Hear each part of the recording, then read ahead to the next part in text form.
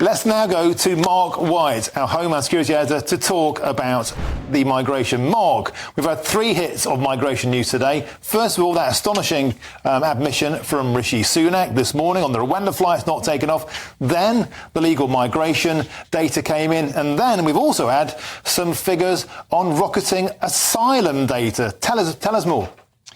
Yes, well, the asylum data figures 68,000 asylum claims granted, or at least leave to remain here, if not asylum as such.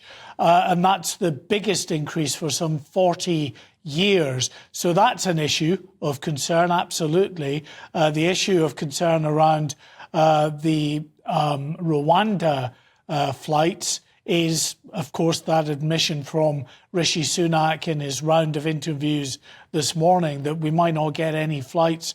In fact, the likelihood from what he was saying is that we wouldn't get any flights leaving before the 4th of July. I mean, there's a real plus side to the decision to bring the election forward, as he has done, to the 4th of July. And we were discussing it yesterday, which is you avoid that period of many more boats coming across the channel, many more people claiming asylum to bump up the asylum claims even more, and many more people then entering the system that might have to be pushed out to Rwanda on flights at some point.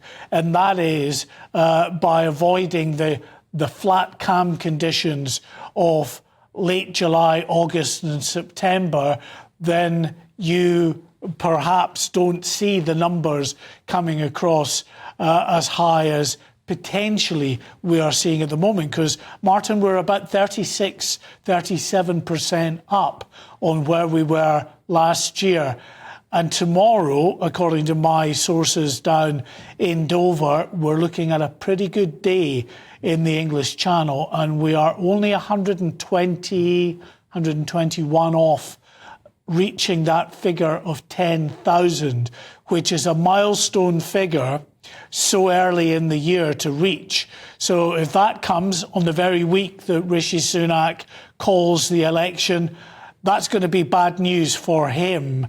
Let's see what the weather does overnight and whether we get that influx of more boats coming across the channel. Yeah, immigration is going to be a huge election issue, Mark, and it makes you wonder, have either of them got the confidence of the electorate? Rishi Sunak talks tough, but the record speaks for themselves. Has anything you've heard so far from the Labour Party, from Sir Keir Starmer, does it indicate to you that they're going to clamp down even harder? I have to say, this area of migration for Labour is a potential weak point that could be exploited by Rishi Sunak, by the Conservatives in the coming weeks. I was listening again to Yvette Cooper, who, you know, is telling us that we need to get rid of the gimmicks, and Labour will absolutely be able to deal with the illegal migration crisis. But I don't really hear anything in the Labour proposals, and I haven't heard anything in Labour's proposals over recent months that would convince me that they have a plan that would do this. What do they want to do? Well, they want to channel more money into the National Crime Agency to go after the people smugglers at source and to create this new border security command.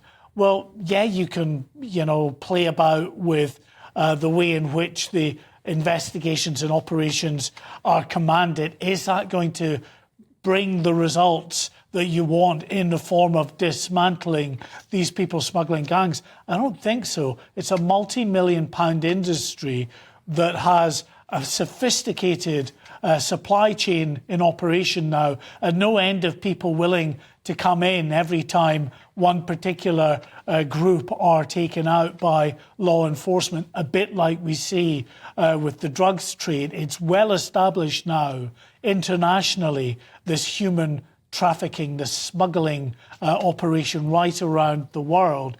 And then the other issue, as I say, from Labour is the issue of trying to process asylum seekers more quickly. Well, yeah, you can do that. You can take 1,000 more processing staff on and ensure that you've done that. You've reached a conclusion on these asylum applications. But then what do you do with them after? If there are those you're not granting asylum, where do you put them if you haven't got a third country to send them to, and you can't send them back to unsafe countries? So I'm not convinced that Labour really has the answers either. And it's one potential avenue of exploitation for the government going forward here. Mark White, excellent as ever. And that's it. On July the 4th, the nation decides who will clamp down on immigration.